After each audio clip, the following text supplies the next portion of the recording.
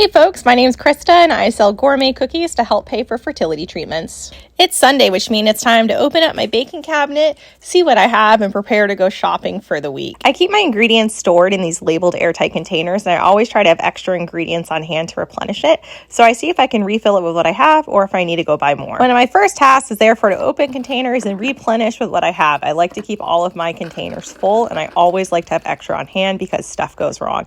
Also, it's just really satisfying to fill all of these. I try to add one new recipe a week, and this week I'm going to be trying these apple crisp cookies.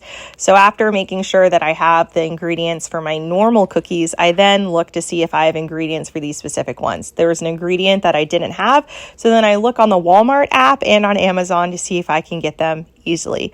While I'm doing this, I'm also adding in the ingredients that I need to a Walmart pickup order, and then I go pick it up. This isn't an ad, but I really enjoy the convenience of a Walmart pickup. I like that I can shop at home, see exactly what I need, add it to an order, and then go pick it up in a few hours. Although I love baking while I'm sitting here and waiting patiently and dancing in the car, I do normally think about how silly it is that even I, as an attorney, have kind of had to pick up this side hustle in order to pay for my fertility treatments. I'm hoping to pay for another round of egg freezing, which is what you need before IVF, and that'll cost another $10,000. So I'm really hoping that by sharing my cookies on social media, I'll be able to make more sales and maybe even monetize some content in order to make this dream of mine come true. So if you'd like to support me in my fertility journey, please like, share, and follow.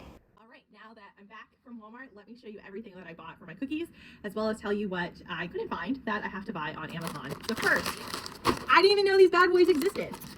Toffee Crunch Oreos. This is for one of the toffee cookies that was on my list to make, but those look amazing and I'm gonna have to try. I've never heard of this. I guess it's a kind of caramel. La Leche. I'm an employment lawyer, so all I can think of is the La Leche League, which is I know that it means milk in Spanish, but it's an organization that like advocates for nursing mothers and nursing mothers' rights. But this looks like some kind of caramel. Let's get going to filling. Honey, I'm a bit nervous to use this one because this is supposed to be a topping. I have no idea how I would ship or sell a honey topping because it's going to get gooey on the plastic it has to be in. But TBD. Apple pie filling. I'm gonna try to make the apple crisp, and so it has a apple pie filling. Then, actually, I haven't bought these spices before.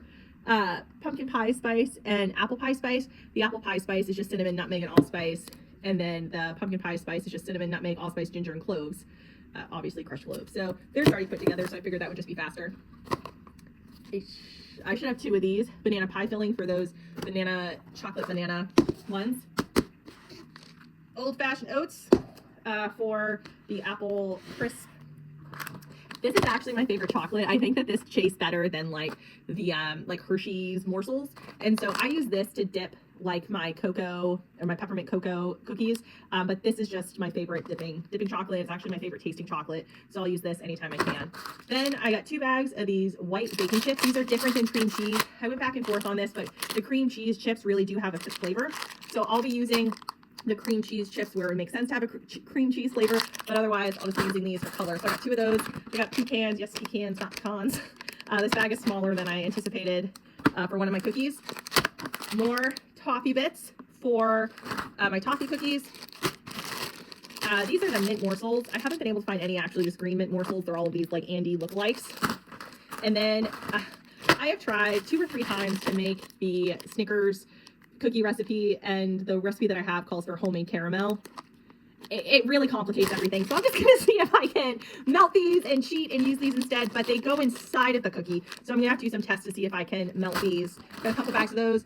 I already have a giant can of fluff, but I got another one because I saw a recipe that calls for an entire can of fluff, so here we go. More banana filling. And then last but certainly not least, more graham crackers. So currently I only use graham crackers for my s'more cookies, but some of the cookie recipes I want to try call for crushed graham crackers. So there we go.